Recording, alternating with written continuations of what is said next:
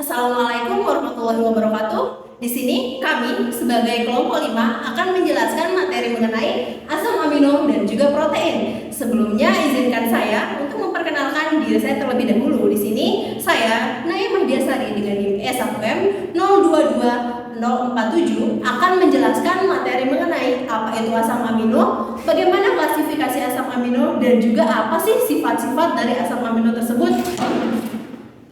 Baik, kita akan lanjut ke materi yang pertama, yakni apa sih asam amino itu? Sebelumnya, apakah teman-teman di sini sudah mengetahui apa itu asam amino? Jika belum, maka izinkan saya untuk menjelaskan apa itu asam amino. Asam amino adalah suatu molekul organik yang terdiri dari gugus aminal asam atau min NH2 dan juga gugus karboksil asam atau min COOH. Selain itu, asam amino juga terkandung gugus R organik atau yang sering kita sebut dengan rantai samping yang unik pada setiap asam aminonya. Nah, asam amino di sini berfungsi sebagai bahan penyusun protein. Protein yang mengkatalisis sebagian besar reaksi kimia yang terjadi di dalam sel, sehingga mereka akan menyediakan lebih banyak elemen dalam struktural sel dan juga membantu mengikat sel menjadi suatu jaringan. Selanjutnya, apakah teman-teman sudah tahu ada berapa sih asam amino di dalam tubuh kita? Di sini saya akan menjelaskan mengenai ada berapa banyak dari asam amino ini. Dalam tubuh manusia terdapat 20 jenis asam amino yang berfungsi sebagai penyusun protein. Wah, jumlah yang sangat banyak bukan? Jadi dari 20 jenis asam amino tersebut, 9 dari asam amino ini dianggap sebagai asam amino esensial. Asam amino esensial itu merupakan suatu jenis asam amino yang tidak dapat diproduksi secara langsung oleh tubuh, melainkan kita harus mengkonsumsi makanan ataupun suplemen yang mengandung asam amino tersebut. Jenis yang kedua adalah asam amino non esensial. Asam amino non esensial ini adalah suatu jenis asam amino yang dapat disintesis langsung oleh tubuh. Dalam tubuh manusia terdapat 5 jenis asam amino non esensial dan terdapat beberapa jenis asam amino lainnya yang kita sebut sebagai asam amino pembentuk protein yang bersifat konvensional. Nah, di sini dalam PPT ini terdapat klasifikasi mengenai asam amino yang saya jelaskan tadi. Yang pertama adalah asam amino esensial. Yang tadi saya jelaskan bahwa asam amino esensial terdapat 9 bukan di dalam tubuh manusia. Di antaranya itu adalah histidin, isoleucin, leucin, lisin, metionin, fenilalanin, treonin, triptofan dan juga valin. Nah, klasifikasi asam amino esensial ini kan tadi sudah saya jelaskan bahwa asam amino esensial ini itu harus didapat melalui atau dengan cara mengkonsumsi makanan ataupun suplemen. Nah, diantaranya itu terdapat pada daging, susu, telur, keju, salmon, dan unggas ataupun berbagai jenis makanan lainnya. Klasifikasi yang kedua adalah klasifikasi asam amino non esensial, yang dimana asam amino non esensial ini berupa alanin, asparagin, asam aspartat, asam glutamat, dan juga serin. Selain asam amino esensial dan juga non esensial, tadi saya menyebutkan ada jenis asam amino lain, yakni asam amino bersyarat. Yang dimana asam amino bersyarat ini dapat termasuk arginin, sistein, glutamin, glisin, prolin, dan juga tirosin.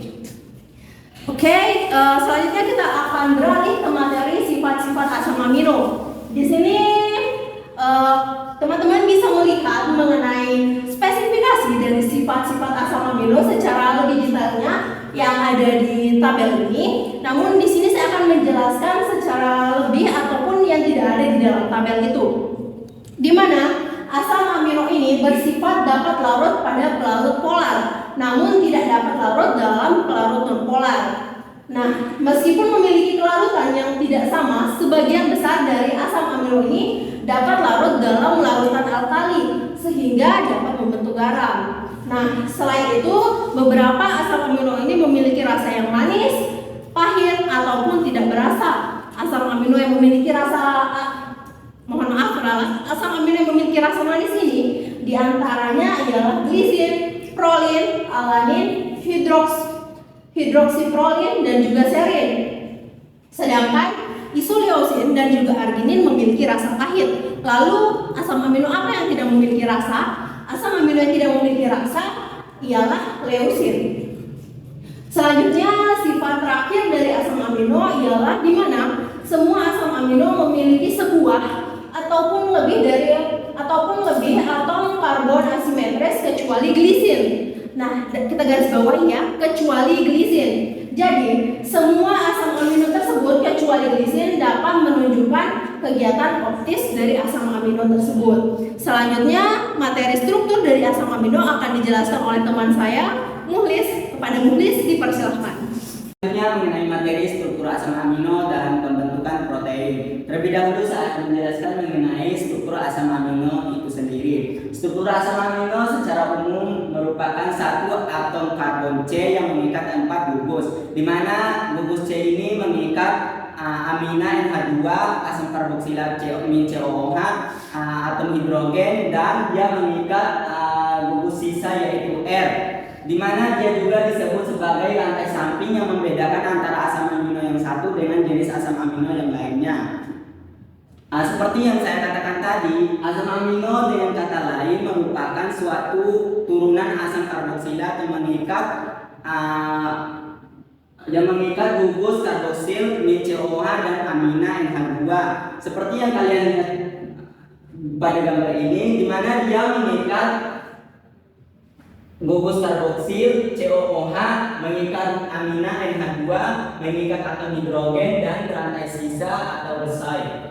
Selanjutnya itu mengenai struktur asam amino itu sendiri, di mana seperti yang dijelaskan oleh rekan saya pada materi sebelumnya, asam amino itu sendiri memiliki 20 jenis seperti yang kalian lihat pada tabel ini, di mana asam amino ini memiliki struktur sendiri atau strukturnya masing-masing. Untuk lebih jelasnya kita tampilkan PPT-nya dan tabelnya. Selanjutnya yaitu mengenai protein dan pembentukan protein.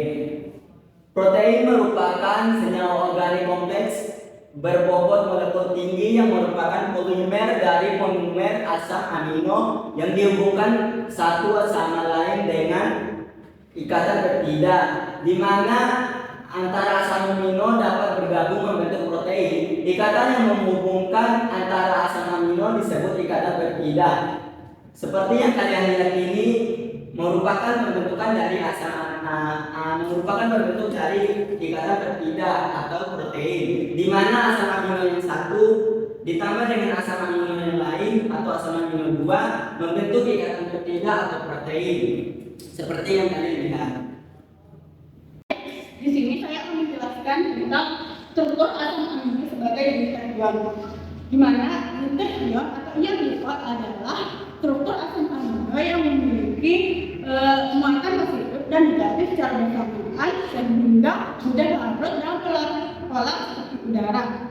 Asam amino dikatakan sebagai ion glikol karena mengandung gugus karboksil yang bersifat asam dan gugus amina yang bersifat basa, sehingga gugus karboksil atau H pada gugus karboksil ini menyerang gugus amina, sehingga gugus amina terionisasi menjadi NH+ menjadi kation, dan gugus karboksil yang awalnya sebagai kation terionisasi menjadi gugus karboksil yang bermuatan negatif atau anion, sehingga terjadi muatan netral di antara struktur deuterium, di mana deuterium itu terdiri dari muatan positif dan negatif yang bermuatan sehingga bermuatan netral.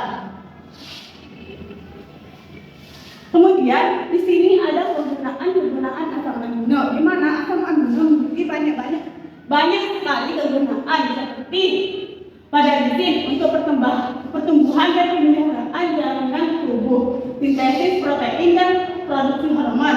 Begitu juga dengan leucin, isoleucin, valin dan sebagainya.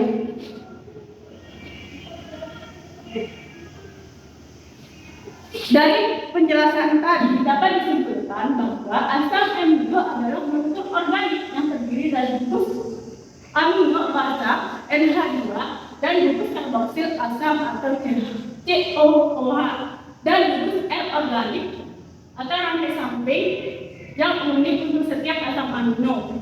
Pada tubuh manusia terdapat 20 asam amino yang berfungsi sebagai penyusun protein, di mana ini terbagi menjadi dua, yaitu esensial dan non esensial. Kemudian asam amino dapat berperan sebagai yang dipol, di mana yang dipol adalah molekul yang memiliki muatan positif dan negatif serta momen dipol, sehingga cenderung berinteraksi dengan polar seperti udara. Thanks for watching.